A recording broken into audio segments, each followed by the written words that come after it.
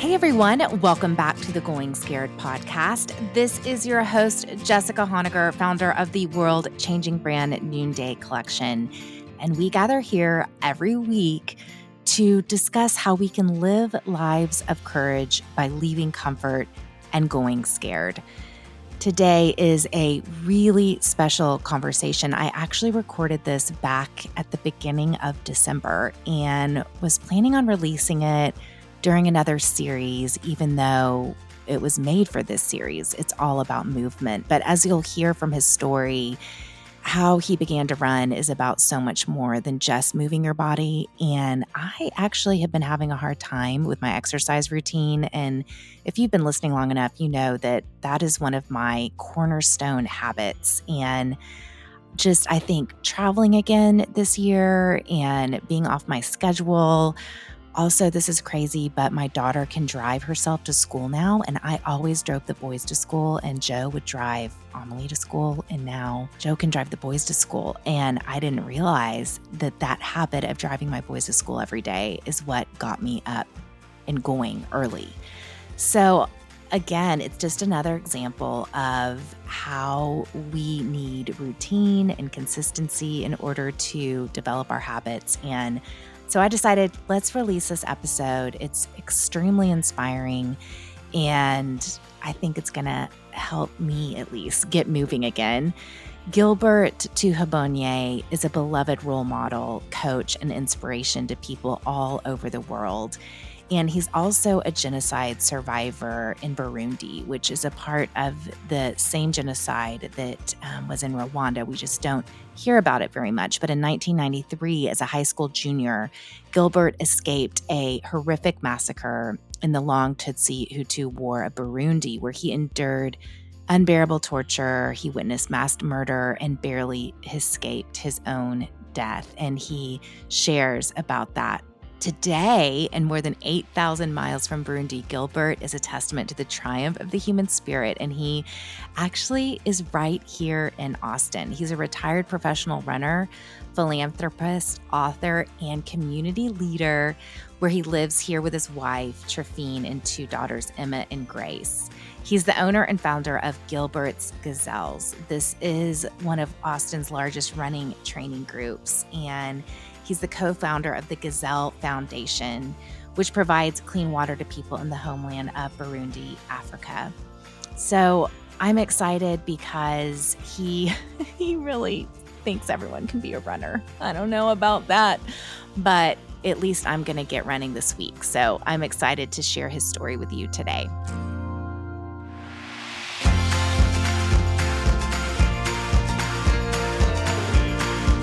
I wanted you to share your story about growing up in Burundi. You know, growing up in Burundi, it was a lot of fun. When I was young, I grew up in a family. It was big back then. I had a lot of cousins. We did a lot of things together, especially this time of the year where we all came together and we shared a meal. We got a blessing from the grandparents, and then after the new year, we'll go back to our normal routine. So growing up in Burundi was, I would say, medium family. And my daily routine would be, fetch water for my family. We didn't have water in the house or electricity in the house. I would get up in the morning and go fetch the water. And then I would run to school. And then I would stay. School was 6 miles away from my home. And I would stay at the school because it was too hard to go back and forth. So I would stay there. I would leave. I didn't have a watch early in the morning, and then I come back late in the afternoon. And then I would go back again, fetch the water for my family. And then it would be time to collect the cows and make sure that everything before we go inside the house, everything has been like where it needs to be. One of my fondest memory is while we were waiting for the food to be done. It's like a cooking food using wood. It's not a fast. Here you put the microwaves and everything is 2 minutes, or you can kind of regulate the temperature. Right. None of those. And so we'll be waiting for hours for the food to get done. And so think about when you're cooking a potato and you're cooking beans, you're cooking, you name it. And so my grandma, she would be, we will all be around grandma listening to this story, telling us the story about, of the past. And one of my fondest memory, she would make us sing a song. This woman, she never been at the school, but going to church every single day. She memorized the song, in a book that they give at the church. And this song is like 100. I would never forget. It's in a book. You will see it. Then when I was in the middle school, after sixth grade, you have to pass a national exam. And based on your score, the government decided where to go. It's not your parents. It's going to send you to nearby homes. So I was separated by my parents. I went to a boarding school called Kibimba. That's like a seventh grade, eighth grade, all the way to 13th grade. And when I was at that school, so many things happened. I ended up becoming a good runner. But when I was about to graduate to go to college, October the 21st, 1993, some terrible things happened. There was a civil war. A Hutu president. We have two major tribes in Burundi. We have a Hutu tribes and minority Tutsis, and then the Twa or Pygmy. And at that time, the October the 21st, the president was assassinated by the army. And then in the act of retaliation, the Hutu wanted to kill all the Tutsis where they could be found. They came to my school. I remember it was a Thursday morning, and they were trying to capture every Tutsi student, started and teacher. It was a rough day. It was a hot day. It was a day that I will never forget.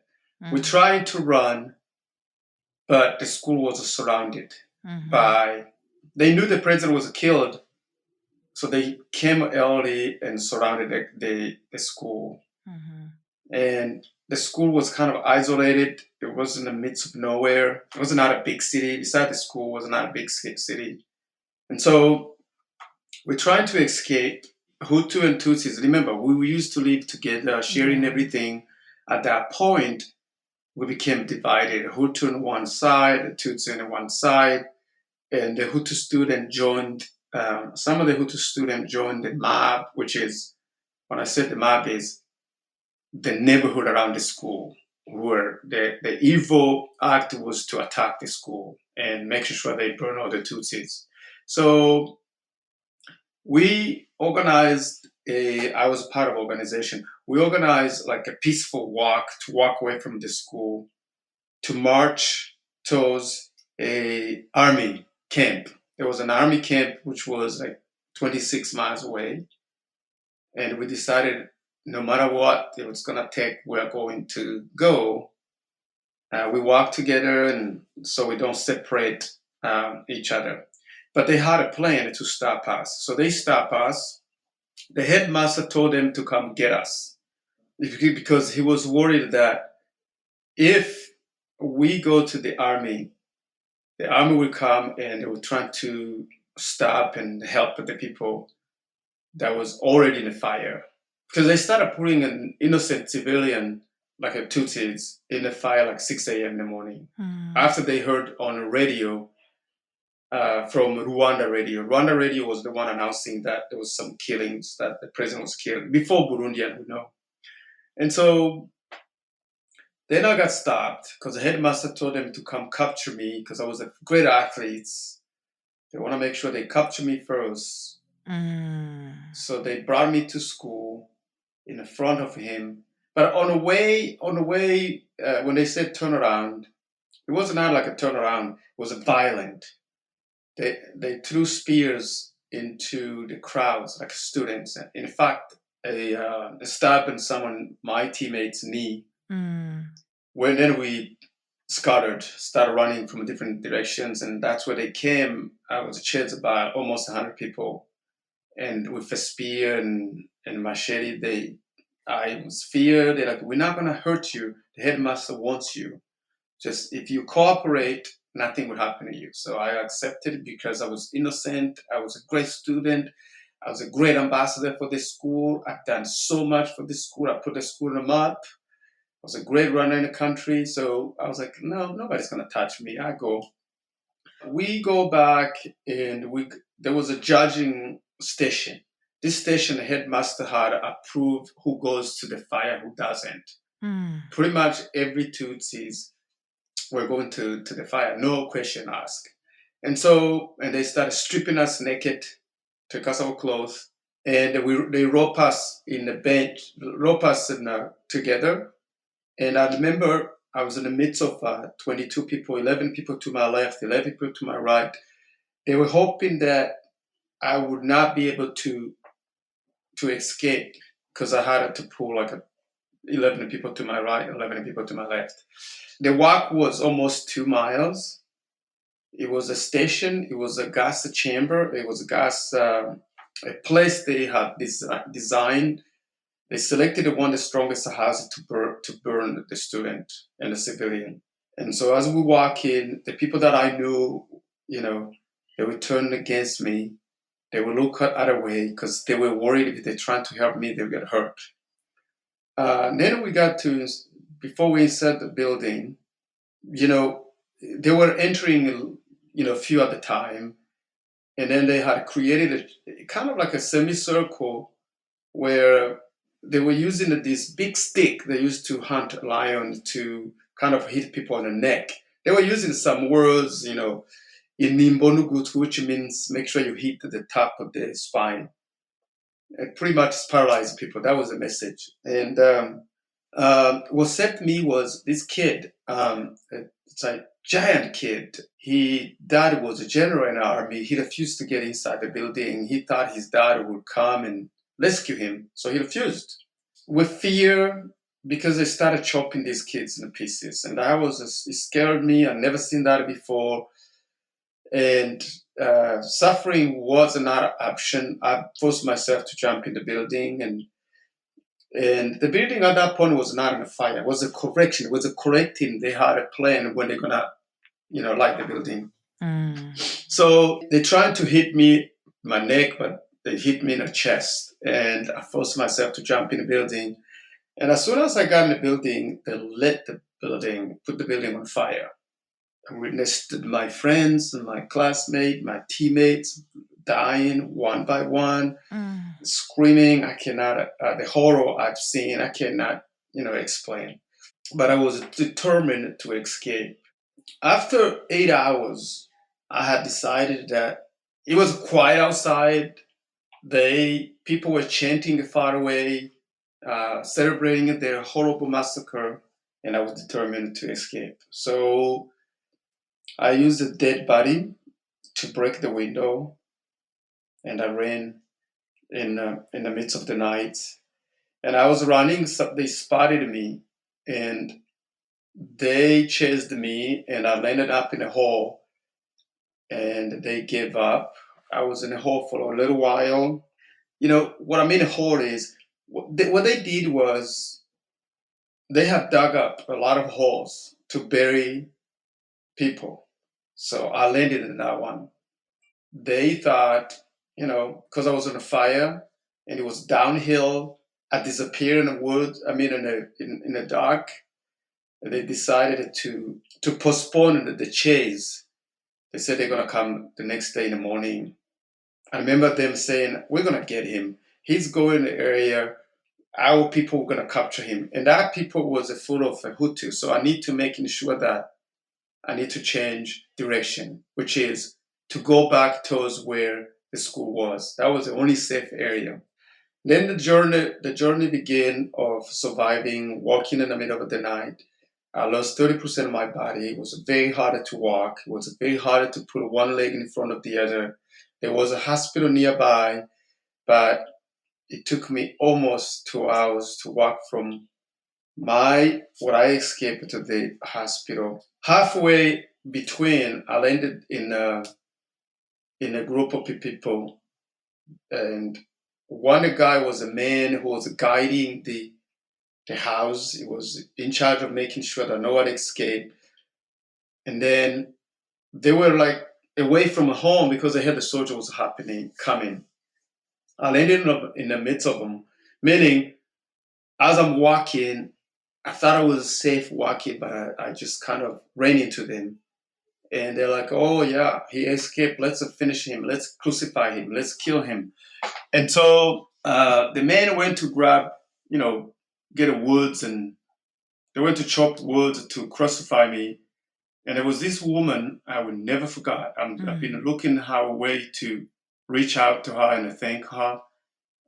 She refused. She said, kid, there is a wounded group of students, many girls. They are in a hospital. Get out here. Go. She let me go. And while the men were looking for words to crucify me, she let me go. And then, of course, there was a lot of things that happened at that moment. They argued, like, this guy escaped. I said, no. They let me go, and I lied. I said, no, I am a mix of a Hutu and Tutsi. My dad is a Hutu, my mom is Tutsi. They believe it. And they're like, no, no, no, no, we know him, he escaped. So they start arguing.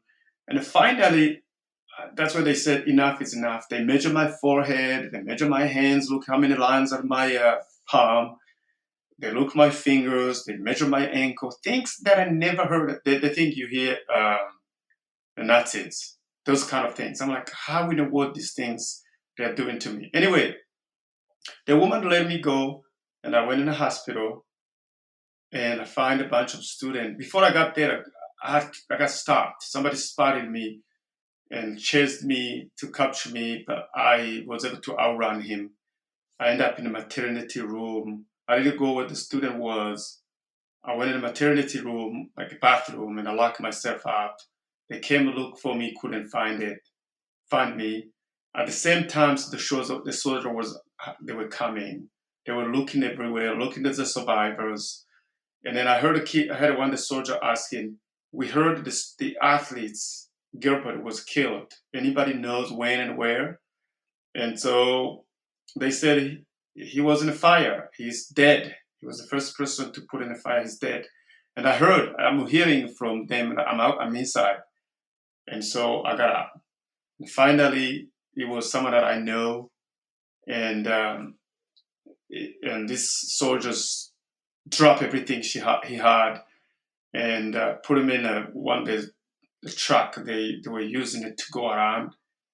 And they collect all the students from that building, and then they move out to we were transported to Army Hospital. But it was very hard to move in those trucks because I was burned my back. I couldn't sit. I couldn't seat. I couldn't stand. It was so hard. I was hanging on the rail, like on the truck in the back of the truck.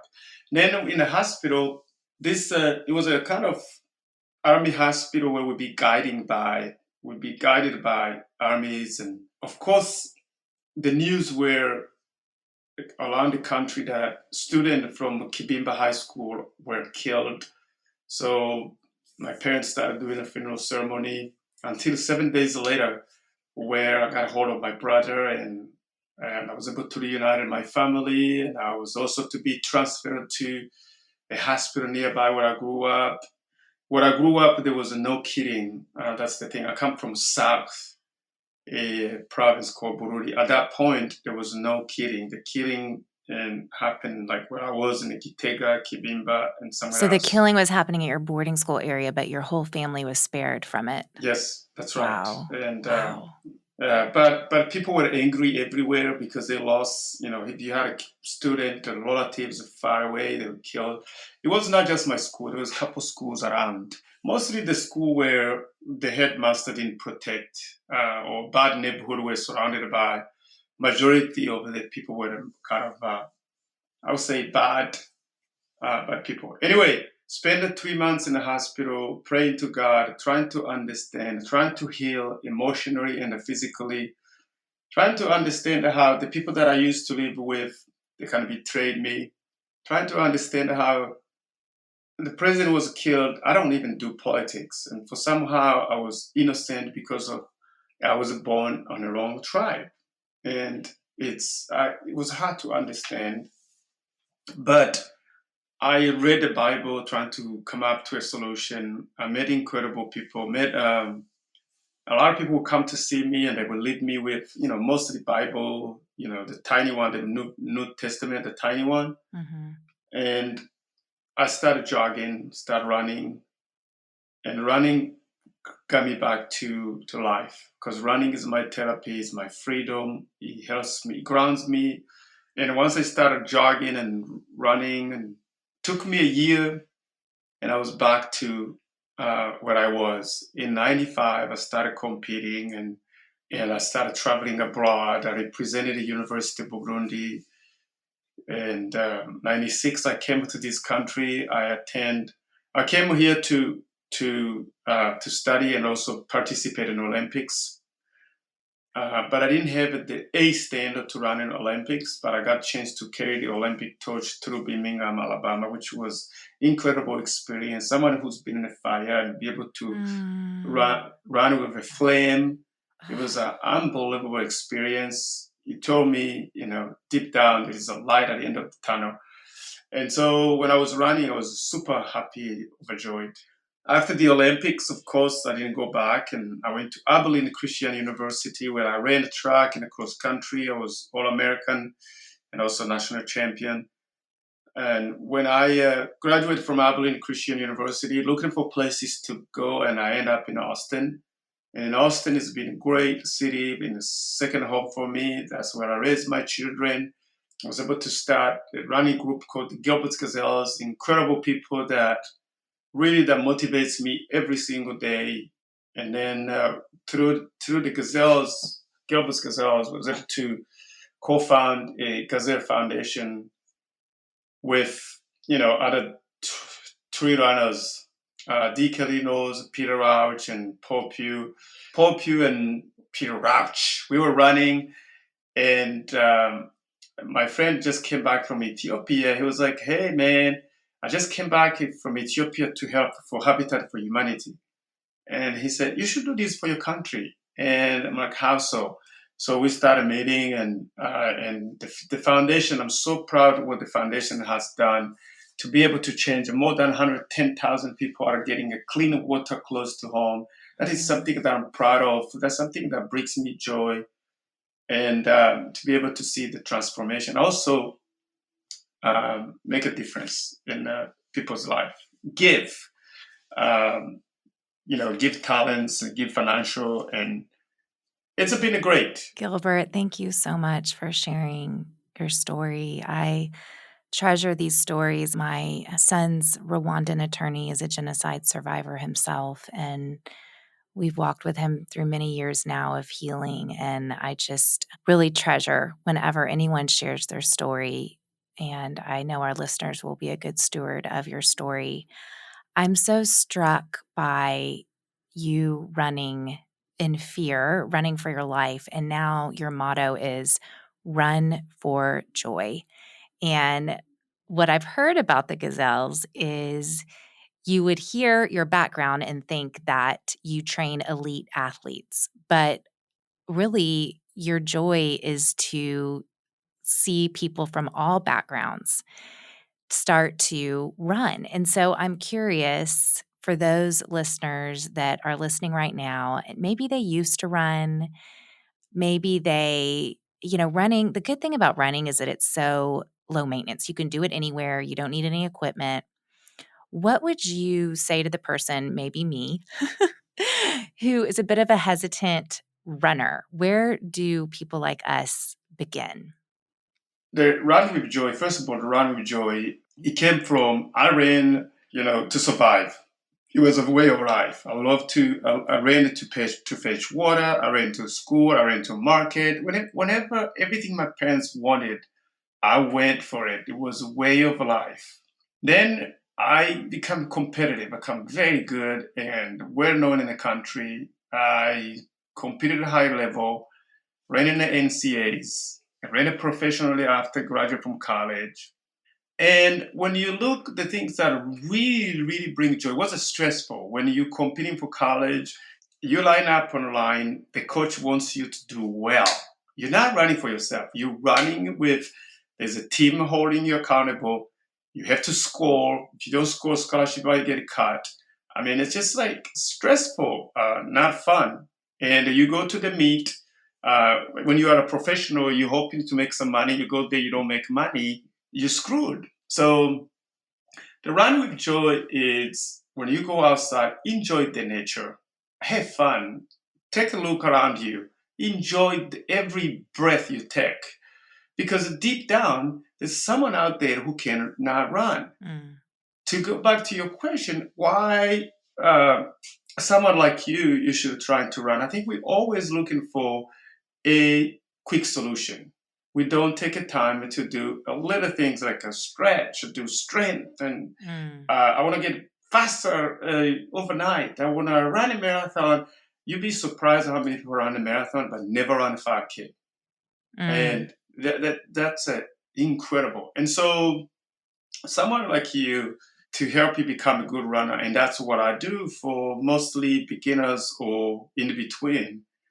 Because usually the elite thinks about, they think they got it. They think I have it. I just need to be faster. But that the beginners, it's you have to set small incremental goal. You have to set short and a long term goal.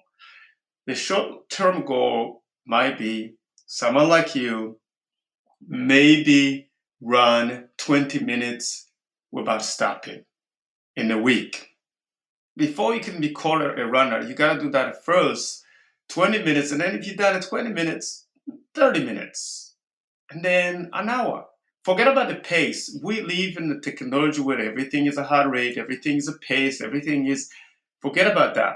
We're so spoiled here in Austin where we have a trail that is a 3-mile loop, a 4-mile loop, 5-mile loop, and 7-mile loop.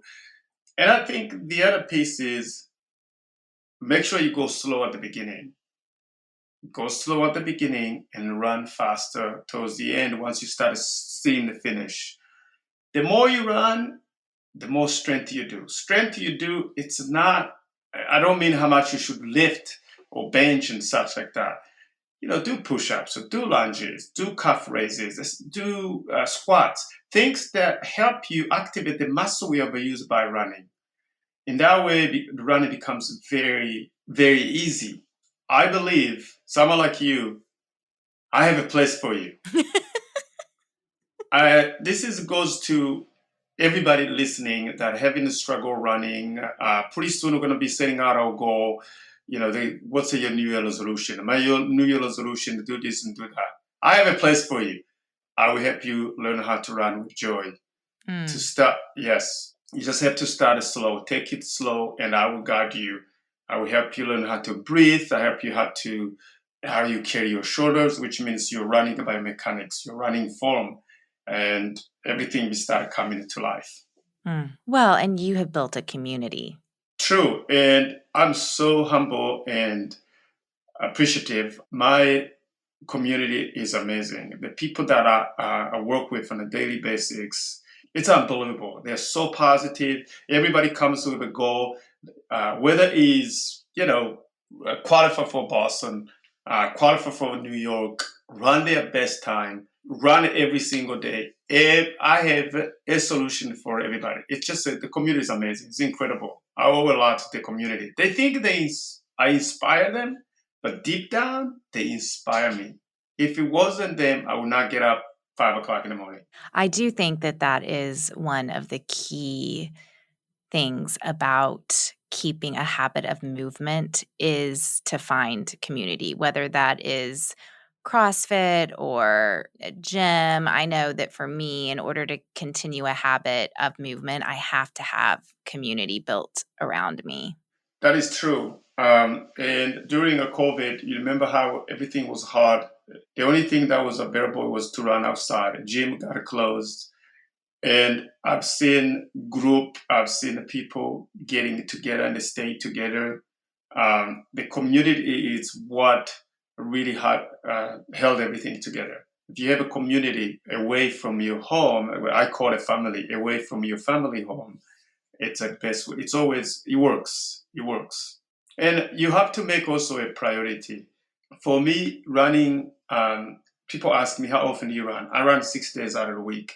I can run seven, but I don't need to. I need a 1 day off. I don't depend on it. If I don't run, I'm fine. I just think it's a routine. Mm-hmm. You know, the routine goes from like I brush my teeth, I do this. Running has to be a part of it. It's ingrained in me. It's something that I highly recommend becomes part of your routine. It's truly a habit. It's truly a habit for you. You don't even have to think about it. That's right. Yeah. And that is what our series is all about. So I am just thankful to have you on, and I'm thankful for all of our listeners, no matter where you guys are on your physical journeys. First of all, Gilbert's story can inspire each of us in a story of resilience and a story of no matter where we are, whether we're plateauing, just beginning, or just need a little bit of a push. Gilbert, thank you so much for your time today. Thank you, Jessica, for having me.